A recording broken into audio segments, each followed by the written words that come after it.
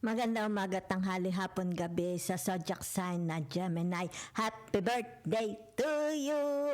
Happy birthday to you! Happy birthday, dear Gemini! Happy birthday to you! Penging handa! Hip hip hip! Hooray! Hip hip hip! Hooray! Happy birthday po! Yan ha? Okay. Mga Gemini, nagdidiwang ng kaarawan simula ng May 21 to June 20. So ngayon po is June 8. So ang reading na ito is simula June 8 to June 15. So let's see the energies. Yan ha. Yan. Saan tayo dadalhin ng inyong energies? Mga mahal na Gemini. O Gemini. O Gemini. O Gemini. Ay, sa Santa Maria. Punong-puno kayo ng ideyas, di ba? Punong-puno kayo ng talino, di ba? It's like hindi kayo nauubusan ng isipin ng gustong gawin. Ano gayon? Wala naman ako niluluto. Para akala ko may naawas na. So, tingnan natin ha. Yan o. Ibig sabihin nito, bawat ginagawa ninyo, okay? Yan. Hindi lang naman ginagawa nyo, di ba? Yan. Ito yung nakikita yung tinatawag kapayapaan ng inyong budhi, ng inyong pag-iisip, ng inyong dibdib, kapayapaan. Di ba? Yan. It's like you are creating quiet, di ba? Peacefulness sa inyong buhay. Yan ha? Okay. So, nakikita dito, tinatawag na, ay malaki ito. It's like narito na. Di ba? It's like, nakikita dito, knock, knock, who's there? Delivery man po. Anong dala mo? Ay, malaking kayamanan po. Ayan, no? Ayan na po, yung hinihintay ninyo. Okay? Kung kayo talagang may hinihintay, ha? Dahil ito'y, ibig sabihin nito, tinatawag na, magdadala ito. Okay? Yan, no? Ito ang tinatawag malaking grasya. Yan, no? Nariyan na. Okay? Kung wala naman kayo iniintay, di wala, di ba? Yan. So, wag nyo ipilit, di ba? O, baka sabihin nyo, isang galing lula yan. Kung talagang may iniintay kayo, di ba? Yan. So, pwede kasi ang energy na ito, your energy or their energy, di ba? So, tingnan natin, ha? Nariyan na. Nakikita ko sa mga Gemini, nariyan na. Okay? Ayan, no? Kita mo. Narito ang the lovers. Okay? Yan. Sandali. Takpan ko latubad. Okay? Yan. So, meron ditong tinatawag na kung ito is relationship, di ba? Yan. Ito yung tinatawag na soulmate kayo, di ba? Yan. Kumbaga dito yung tinatawag na pareho kayo ng wants, ng likes, di ba? Yan. So, dagdagan lang natin ng isa. At babasahan natin. Okay? Yan. So, pwede rin naman ito tinatawag na everything is provided to you by this person. Okay? So, ito yung tinatawag na meron ditong, it's like everlasting, okay? Relationship. Meron din ditong tinatawag na pwedeng mag-isa lang siya. Okay? Sabi na natin, magkakaroon dito ng divorce. Yan, ha? Or pwede rin ito yung tinatawag byuda. Okay? Meron din dito yung tinatawag they decided. It's like tinatawag lalabas na sila sa relationship. Okay? Kasi meron ditong nag-iisa. Okay? Pero itong tao ito, kahit nag-iisa, hindi siya hirap. Okay? It's like meron silang means para sila is mabuhay. So kung halimbawa meron kasi ditong tao, pwedeng ikaw, pwedeng kung kaninong energy ito. Tinatawag na nangungulila siya. Okay? So ibig sabihin ito yung tinatawag na hindi ko alam kung paano kanya nakita. Okay, yan. Siguro nakita kanya somewhere. O baka naman talagang kilala mo siya. Yan ha. So naghihintay lang siya ng pagkakataon, di ba? Para i-express yung kanyang tinatawag good intention. Okay? Pero meron talaga ditong, kung kayo is in a relationship, mahal na mahal kayo ng kapartner nyo. Or maaring mahal na mahal mo ang kapartner mo. Okay?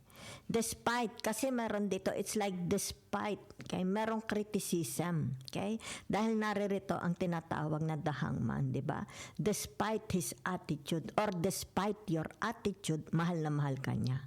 Or despite his attitude, mahal na mahal mo siya, di ba?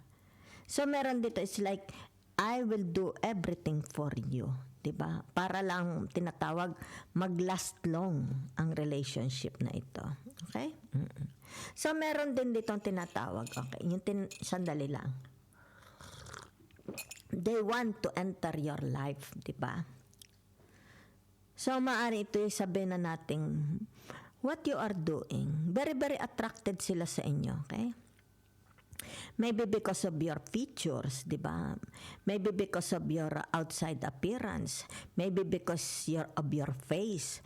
Maybe because you have glow. Meron kayong glow, di ba? That's why masyado silang attracted sa inyo, di ba? Yan. So, meron ditong tinatawag na masyado sila, di ba? It's like hindi ka nila malimutan, lagi ka nilang naiisip, di ba? So, ibig sabihin dito, kita mo dito, malaki yung tinatawag cups, di ba? So, maybe sabihin na natin, meron talaga silang malaking damdamin sa inyo. Okay? Kung if you are in a relationship, ibig sabihin nito, ikaw ang nagdadala, okay, ng kaligayahan sa buhay niya. Okay? It's like ikaw ang kanyang soulmate. Okay? Pero meron ditong tinatawag na kasi narinig ang the hangman, okay? I do not know what you are doing in social media, di ba? It's like maybe you are always receiving messages, di ba? You are receiving messages from this person. Yun ang nakikita ko. Yan. It's like they want to know you. Teka muna. Tingnan pa rin natin ha. Saan ba ito? Let's use the dice. Okay. So, naririto ha. Ang tinatawag na sandali. Dito siya. Dito ko siya dadalhin. Sandali lang ha. Teka lang, mahina ako sa symbol. Ano si Taurus? Okay. So, ito Taurus ha. Okay. Ano pa? Tinatawag na the Venus. Yan ha. So, ito, Taurus and Venus. Sandali lang ha. Sandali lang po. Para tama ako. The Taurus and Venus. So, ibig sabihin nito, nasa 10th house. Yan ha. Okay.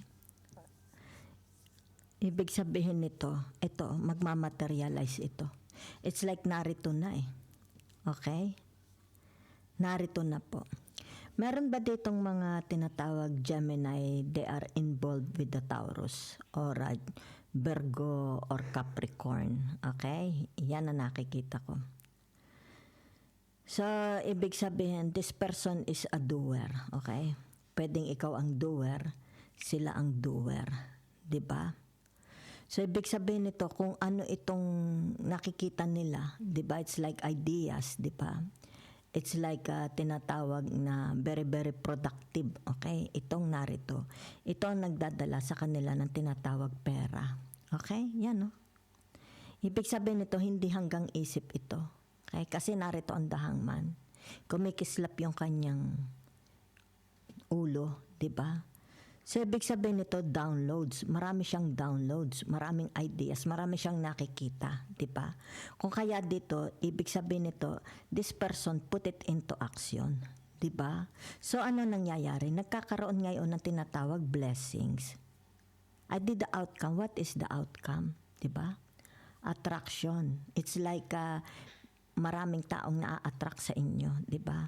So, ibig sabihin nito, tinatawag pumapasok ang pera. Okay? So, ibig sabihin, ito yung tinatawag na a building. Kasi narin ang the lovers, di ba? You are building. It's like this person is building a relationship, di ba? Yan. It's like people gusto nilang makilala ka, di ba? Maybe in person, di ba? Maaring gusto nilang magbigay ng regalo sa inyo, okay?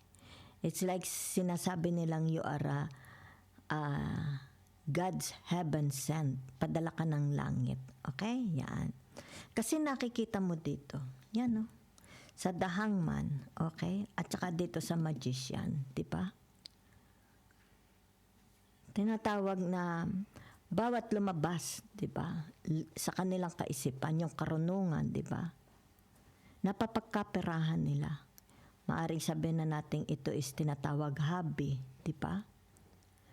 So, ibig sabihin nito, narito lang. Either sabihin natin, ito is physical, baka tindahan, sa harap ng bahay, di ba?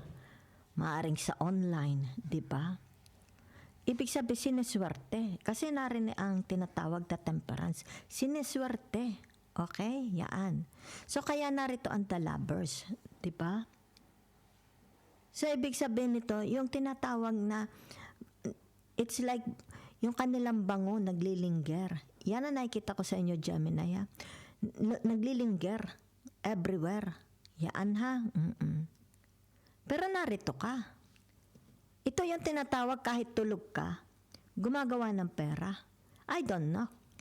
Maaaring naka-invest ang pera mo sa kung saan, di ba? It's like kahit hindi ka magtrabaho, natutulog ka, naglilinis ka, gumagawa ng pera. Yan no, kita ninyo. So, ibig sabihin nito, it's about your goals. What is your goals, di ba? What is your dreams? Ayan, no? Your dreams.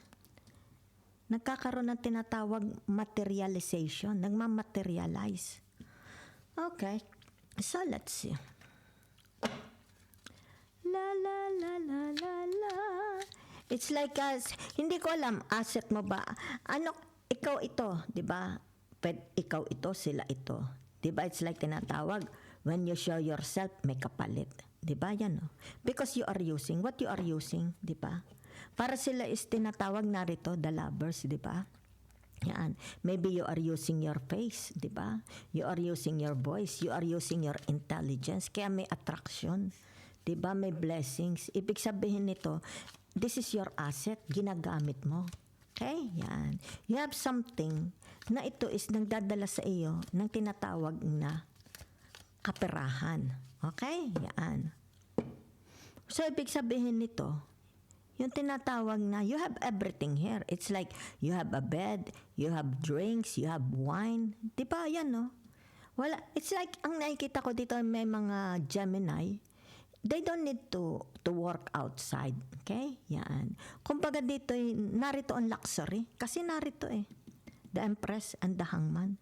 Yan, they are very lucky. Diba? It's like pag kinumpas nila yung kanilang kamay, bush, gumagawa ng pera. Okay. Let's see. Diba? Saan ito? Saan baga ito sa inyong, saang areas ito sa buhay ninyo? Sandali lang, ha? Tinitingnan ko lang yung symbol. La la la la la la la la. La la la. I think, ito lang ang masabi ko, ha? Tinatawag na, may mga Gemini, okay? Maswerte sila sa napangasawa nila. Okay? Kasi narito, Ilang beses kayo nag-asawa? Okay? Pwedeng isa or dalawa. Pero sa pagkakataong ito, nakapag-asawa kayo ng tinatawag maayos, di ba? Ibig sabihin nito, a good provider. Okay? Kaya dito nakita mo parang nakahiga sa salapi ang the Gemini. Okay?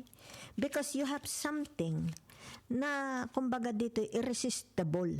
Kasi ito'y the lovers, di ba? So narito ang tinatawag na the Venus, the Empress. Very, very irresistible. Okay? Kung kaya dito, it's like pinagpapantasyahan ka, di ba? Ikaw ang gusto nilang makasama habang buhay, di ba? Mapakasalan, di ba? It's like nakikita naman soulmate kayo. Soulmate. Nagpakasal ito. So, let's see, ha? Okay. So, ano ito? A transformation, the Queen of Swords, okay? So, ibig sabihin magkakaroon ng transformation. Okay? There is also a flight, okay? So, meron ditong tinatawag na sandali lang, ha? Okay. The moon is ito yung tinatawag dalawang persona, okay? Since the Gemini has a twin flames, meron kayong twin flames, di ba? The yin and yang, masculine and feminine, di ba? Yan. So, maring dito yung sabihin na natin, meron kayong doubts and fears, di ba? Yan. Kumbaga dito yung tinatawag na sinong ini-ignore mo, 'di ba? Your femininity or your masculinity, 'di ba? It's like nakikipaglaban ka sa iyong sarili, 'di ba? Kasi meron kayong twin flames, 'di ba? It's like sabihin na nating your masculine said to you, Gemini, ganito ang gawin mo. Sabi naman ng feminine energy mo, ay wag mong gawin yan, hindi yan mabuti sa iyo. Kung kaya dito, ibig sabihin nito, ikaw kalaban mo ang iyong tinatawag twin flames, ang damdamin mo, di ba? Yan. Hindi ka makapagdesisyon, di ba? Kasi meron ditong tinatawag, naglalaban, di ba? Sa damdamin mo, okay? Sandali lang, ha? Tingnan natin.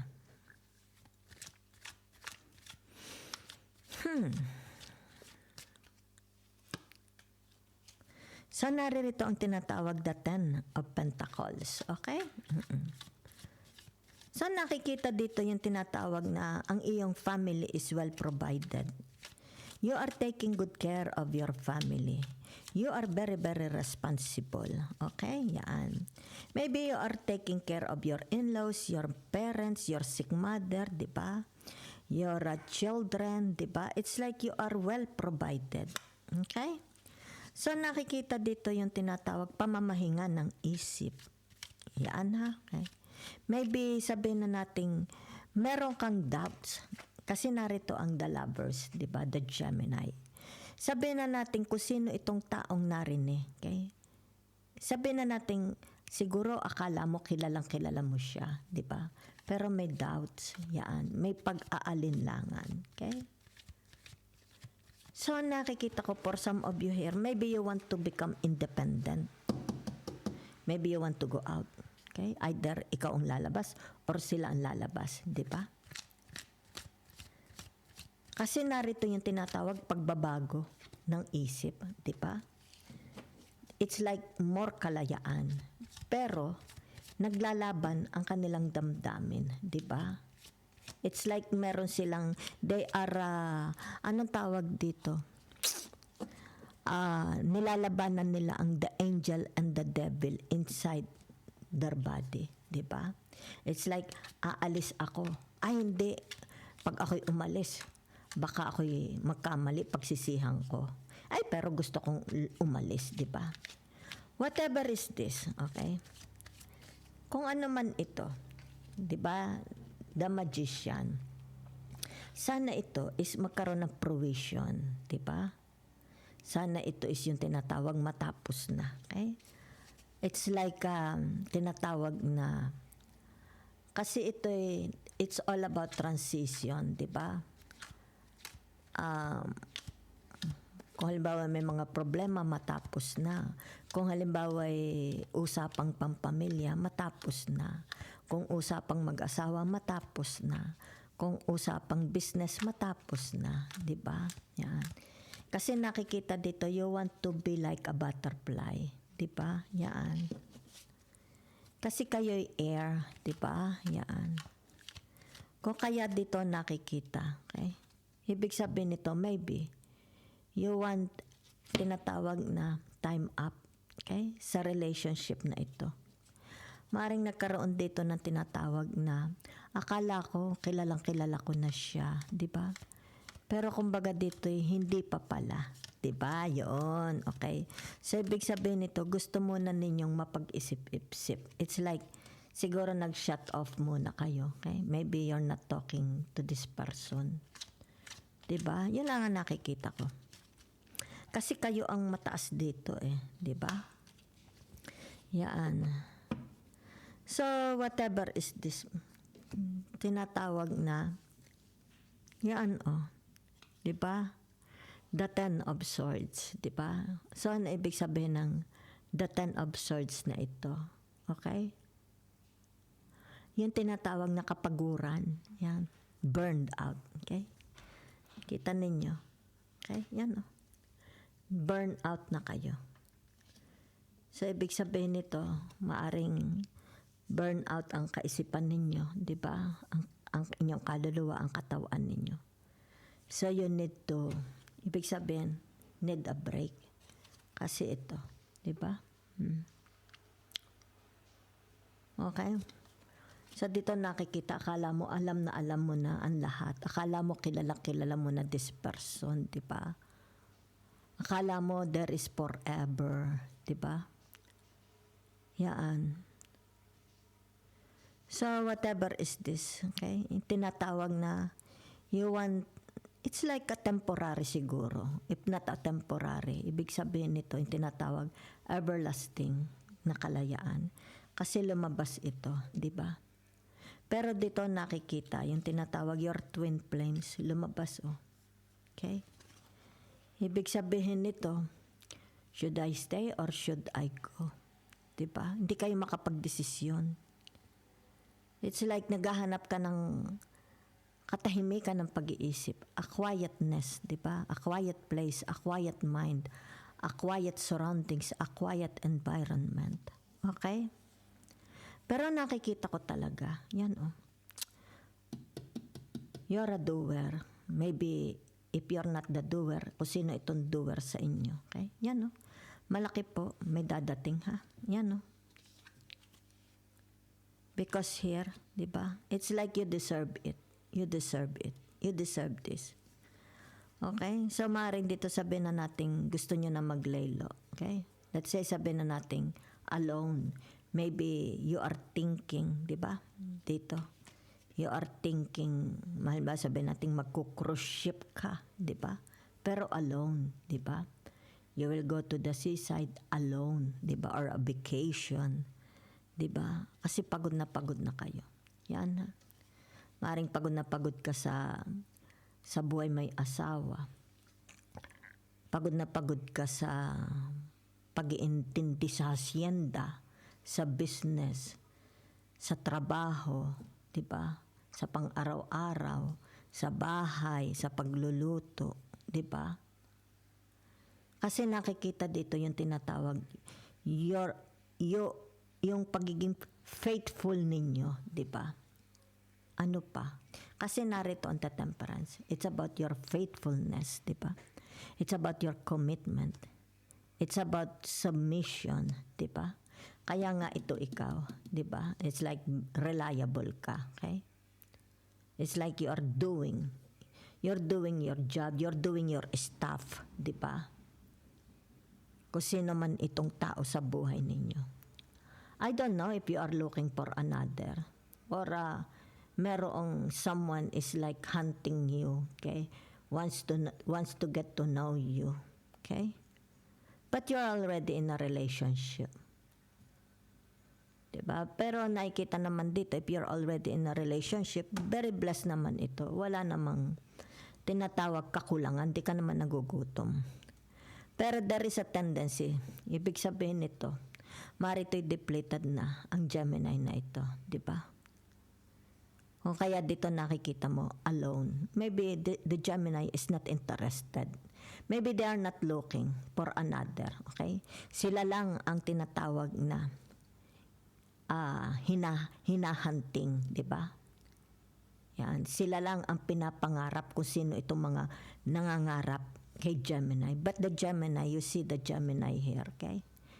They are not looking. They are just depleted, okay? They're just burn out na sila, okay? So, ibig sabihin nito, Gemini, take a time to rest, okay? Yan, nakita nyo. Masyado namang, baka kayo is masinile, maaga kayong masinile o dementia, sinasabi ko sa inyo, okay? Take a time to rest, okay? Masama yan. Kasi kita ninyo, ang inyong tinatawag na isip, takbo na ng takbo, kakapagod, napapagod kayo. 'Di ba? So, ibig sabihin nito yung tinatawag, ano ka muna, ha?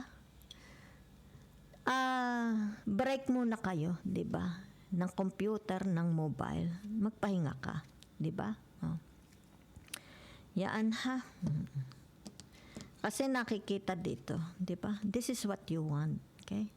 You want to be like a butterfly, 'di ba? Okay, because nakikita dito, you're always working, doing, di ba? Pwedeng ikaw, pwedeng kapartner mo, kung sino man yan, di ba? So maybe here you want a peaceful and quiet place, di ba? Yan. So ito na nga, kasi mayroong butterfly. So ibig sabihin nito, ito na, di ba? Yan, oh. Ito, oh. Ito yung tinatawag wish come true. Yan, oh, pera. Maybe it comes from your spouses, okay? Maybe from your in-laws, di ba? Maybe from your business. Maybe yung asset mo, yung iyong katawan, yung mukha mo, di ba? Maybe this comes from you, di ba? Yan. Yan, oh. Okay? So that's what I see for you. Thank you very much.